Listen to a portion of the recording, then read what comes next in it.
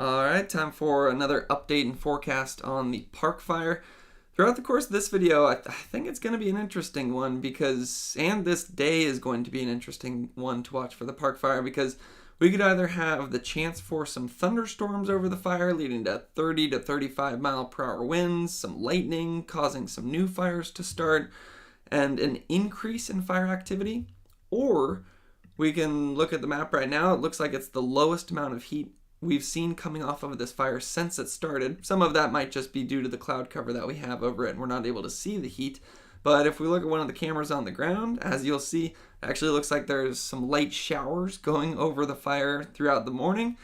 And then some of that shower activity could continue into this afternoon. And they've just been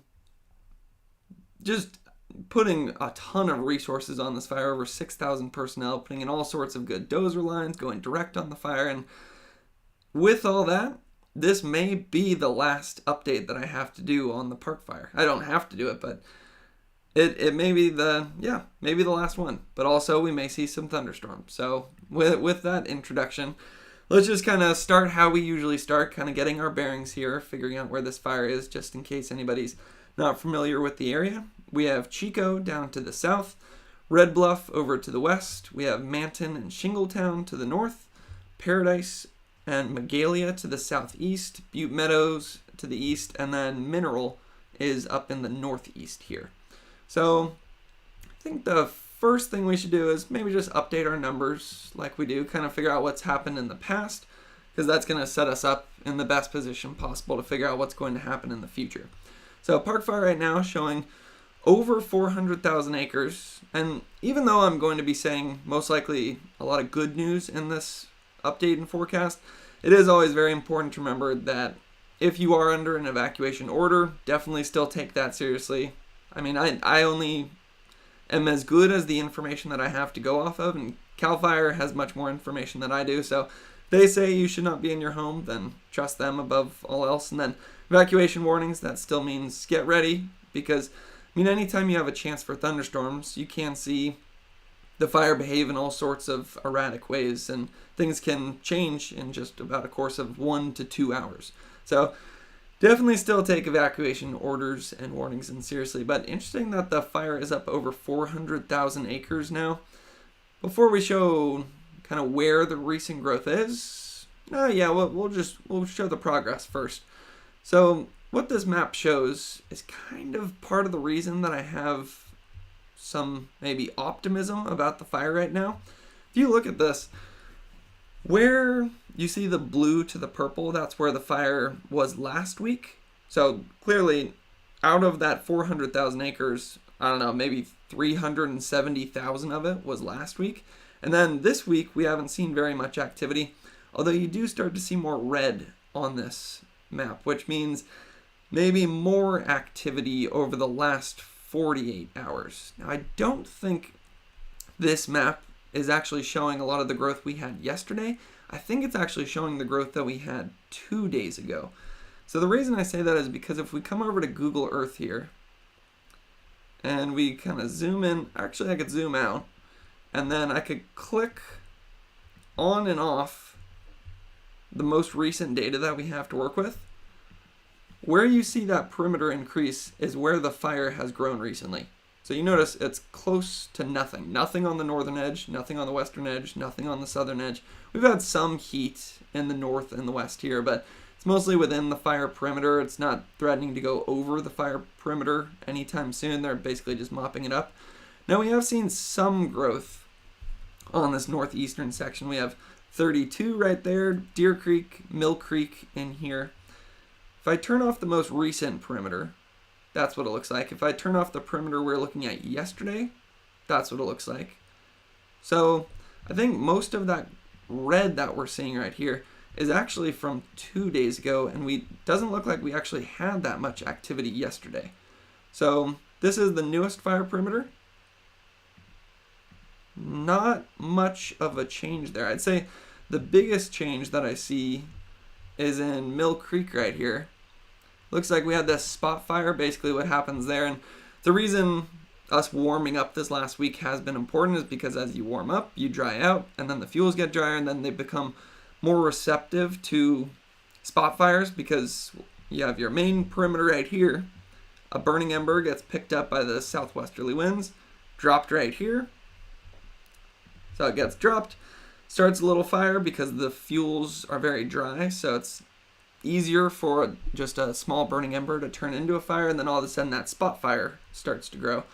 But that looks to be about the most growth that we did see yesterday, and other than that, we didn't really see all that much. So clearly the most active of the part of the fire has still been the northeast, but it's about as I'd say our activity yesterday was much better than it could have been given the fact that our temperatures were going back up into the triple digits and our relative humidity was going back into the teens. Didn't have much of a thunderstorm threat on the fire yesterday, but we kind of knew that it was mostly going to be in Southern California yesterday. This afternoon actually is where there's the largest chance of some of those thunderstorms moving over the fire. But we'll get into the weather forecast in a moment. First, let's continue updating the numbers here. So this isn't actually the most recent. They haven't updated this yet, but Park Fire is still standing at the number 4 largest wildfire in California history. And then right there, they're showing 537 structures destroyed. So let's see if that's... Okay, that one's almost updated. So the CAL FIRE website, I put the link for this in the description of the video. They're saying 48 structures damaged, 564 structures destroyed. And they do now have the damage assessment map on the CAL FIRE website. So basically how you use this map is if it's black, that means they went in, they checked out the house and there's no damage. Orange is going to be major damage, and then red is going to be where it's destroyed. And what you can actually do on this map is zoom all the way in to the street level.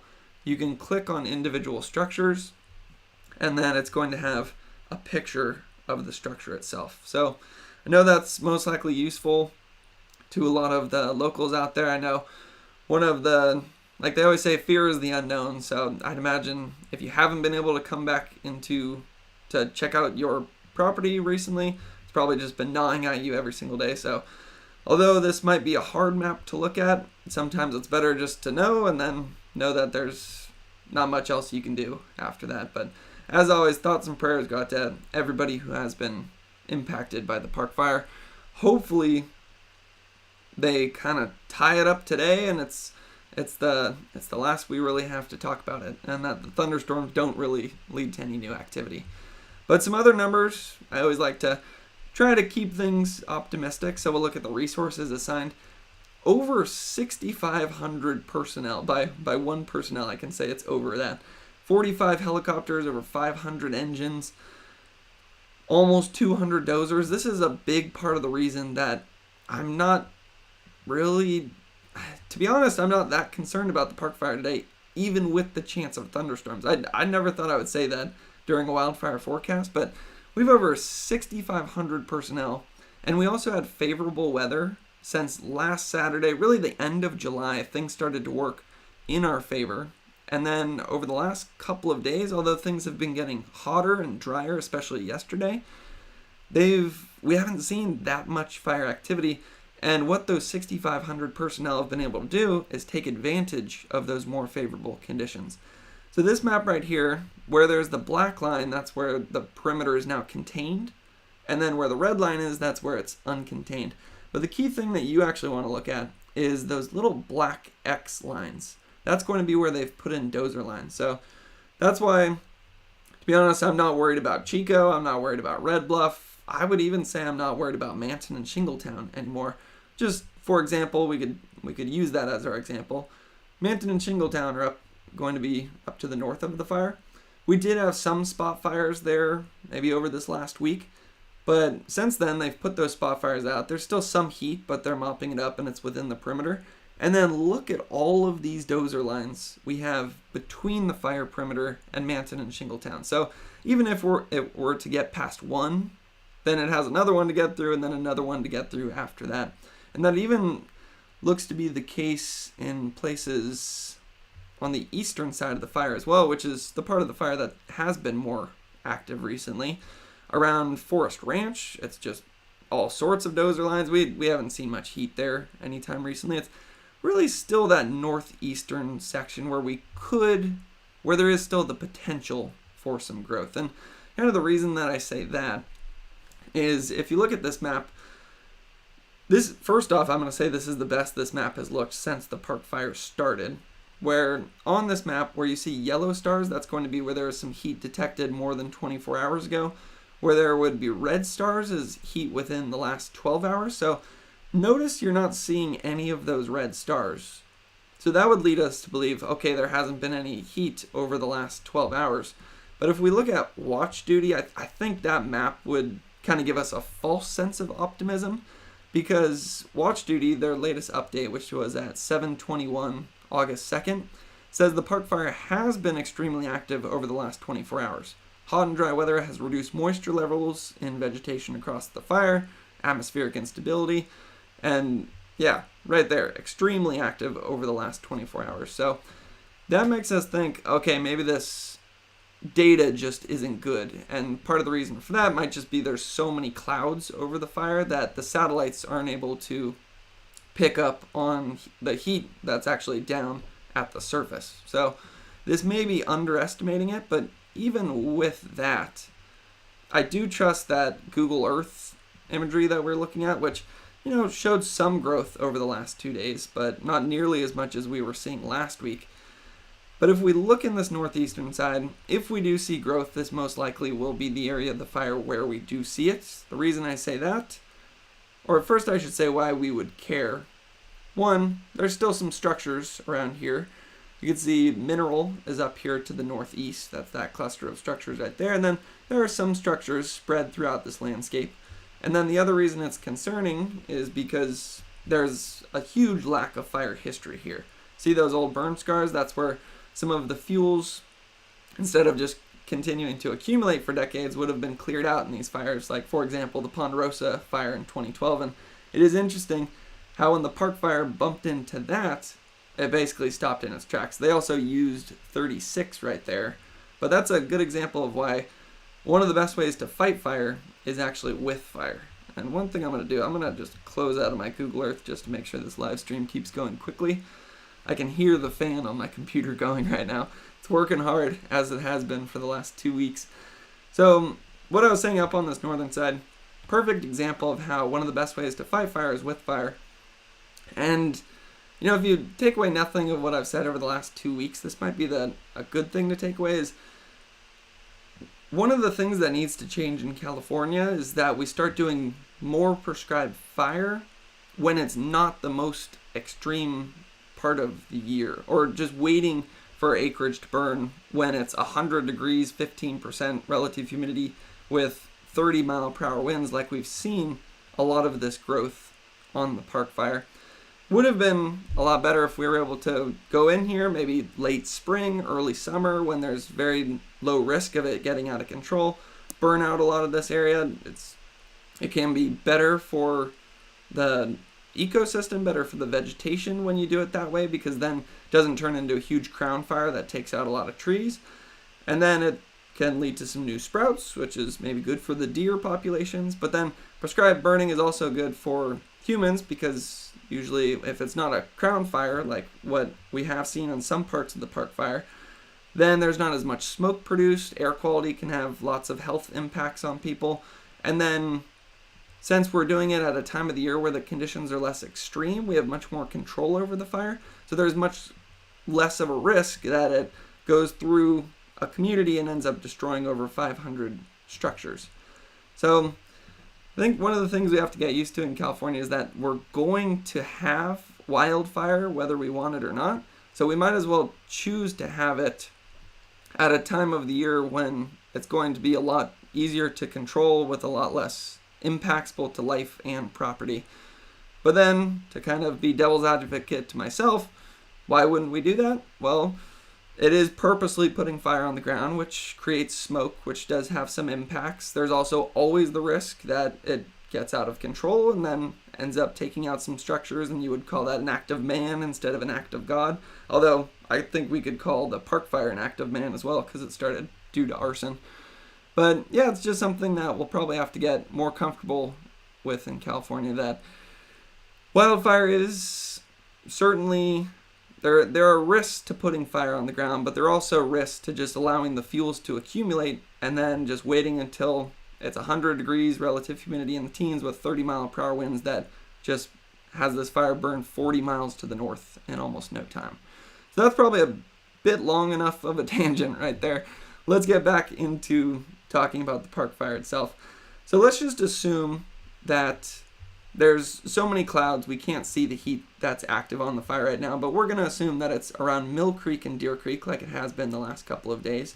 Our winds this afternoon are once again going to be kind of from the southwest westerly directions. That is going to try to push some of that heat into where these fuels haven't burnt out in a very long time.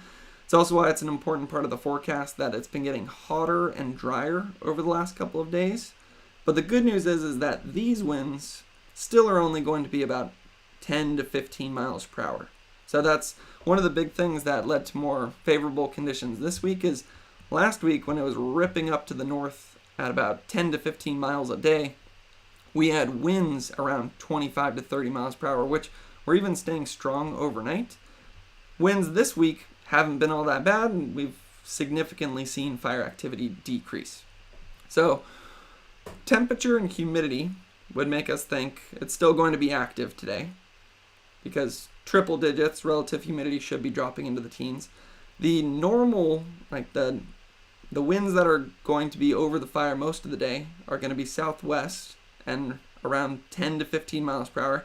That's not all that bad, but we do still have a lot of dry fuel in the area, and then there is that chance of thunderstorms. So that's the thunderstorms, I'd say, is the biggest wild card. But before we get into that, I do want to point out that the forecast for thunderstorms isn't always a bad one, because it usually means moisture is moving in over the fire, and sometimes moisture can lead to rain. And we actually have seen, look at the droplets on the camera right here. You can actually even see some of the showers coming down out of the clouds. I should have started the update and forecast with this video, because that is, I think, the best thing that we've seen in the 2 weeks of coverage that we've been doing on the park fire. Again, fuels are still very dry out there. It might not help us that much to get a light amount of rain on the fire, but it certainly couldn't hurt. And I mean, just the visuals of that, it just looks terrific. Seeing some of that rain moving actually over the exact camera angle where we were seeing some of the activity recently. So current conditions right now, looks like we clearly have a lot of cloud cover out there. We even have some shower activity, which is amazing to see. I mean, some of that moisture is going to find its way into the finer fuels, which could help slow growth. Winds right now, very calm. I'm looking at the red numbers here. It's around 5 miles per hour. But we do have some challenging conditions this afternoon. So one thing I'll say is, while it looks very cloudy right now, the CAL FIRE forecast was saying that they're actually expecting the clouds to clear a bit as we get into this afternoon. So then when the clouds clear, you got more of the sunlight coming through, it heats things up, and then that can drop your relative humidity and actually increase your winds as well. So watching the afternoon for if those clouds actually do start to clear. But also just thinking about the fact that we should be a little bit hotter and drier than yesterday. Now the reason for that, and actually the reason for the thunderstorm chances as well, is this big high that we've been following over the last few days, just continuing to build over the west. When that happens, things get hotter, but then also, due to the clockwise flow, it takes some of this moisture from the Gulf of Mexico and pushes it in to California. So due to that high, our temperatures, instead of being below average like they were at the beginning of the week, are going to be above average today. It looks like by about 5 to 15 degrees, which means some triple digits out there. So if it's hot, it's dry, that can lead to an increase in activity because the fuels get drier. Although, again, we love to see those droplets on the camera right there. But I think what most people are curious about is what's going to happen with the thunderstorm chances. So the reason that's happening, remember, I drew that moisture coming up from the Gulf of Mexico. That's what it actually looks like. We saw the moisture move in yesterday. It doesn't sound like they had any thunderstorms over the fire yesterday. But we kind of always knew that Saturday was going to be the day to watch for thunderstorms. So this shows, I mean, based on this model, it's showing the potential for thunderstorms directly over the fire as we get to 2 to 5 p.m. However, I trust the meteorologists on the ground and the local meteorologists more than I trust this model. And although this model shows thunderstorms directly over the fire as we get into especially 2 to 5 p.m., what the meteorologists were saying, like the incident meteorologists, is that they're actually expecting more thunderstorms to the east of the fire, and then the potential for the outflow winds to impact the fire, if, like, that would be the worst case scenario. So I just said a lot of meteorological terms there. So here's just a picture of the stages of a thunderstorm. When it's forming, you're in the cumulus stage and it's all winds going up. In the mature stage, this is where some of those gusty, erratic winds come in, where your winds can quickly shift direction. And you've probably noticed this if you've ever been in a thunderstorm, where the winds are coming at you from one direction, and then all of a sudden it seems like they switch. And that's because in the mature stage of a thunderstorm, you'll have your winds coming in from this direction at first and going up, and then they're coming down and out. So that's I'm not going to try to write on this, actually I am. That's our kind of outflow boundary right there. That's where you can get those strong 30 to 35 mile per hour gusts, which I would say, I'm not that concerned about the park fire today, but if I am concerned, it is because of that factor right there. Those strong outflow winds, which if it was to the east of the fire, could then lead to some strong winds over the fire, kind of pick up some burning embers, maybe create some spot fires, or just move the fire in all sorts of erratic directions, which can be dangerous for firefighters. So because the incident meteorologists are saying the fires are mostly going to be to the east, I'm actually not now that worried about lightning over the fire. Now, with that being said, if we look at a forecast I chose this for mineral because it was the only one that actually showed both of what I was trying to show here. This shows your time throughout the day. So we'll just go over the axes. Y-axis is slight chance, likely, and then very likely. And then on the x-axis, we have time throughout the day today.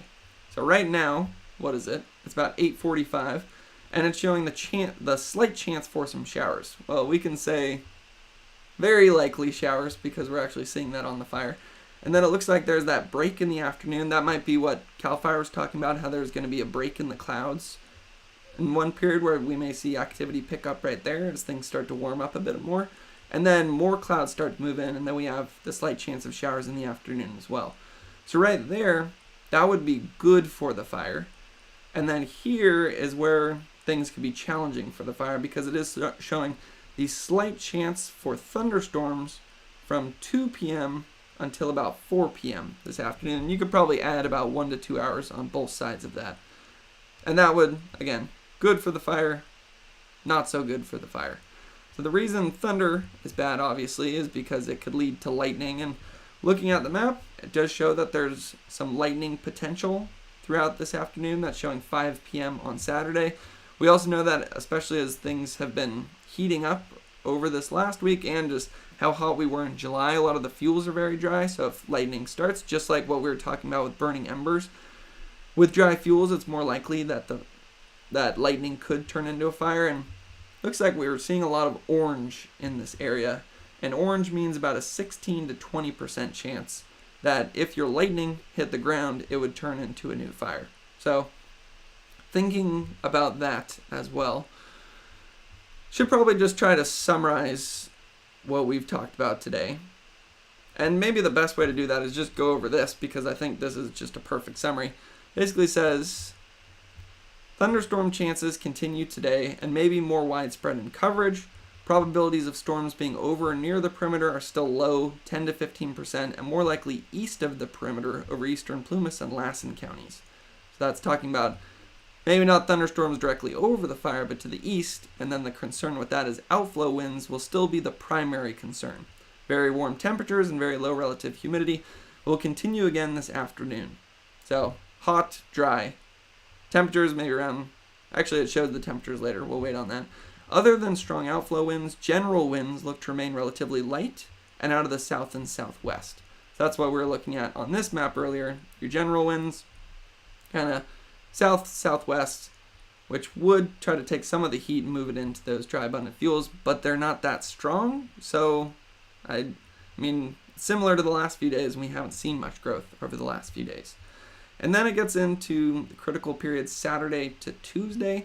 We'll see if we even need to do forecast videos on Monday to Tuesday, because if this map still shows so little heat once those clouds clear out, then we're not going to see much growth, and they may actually start to tie this thing up.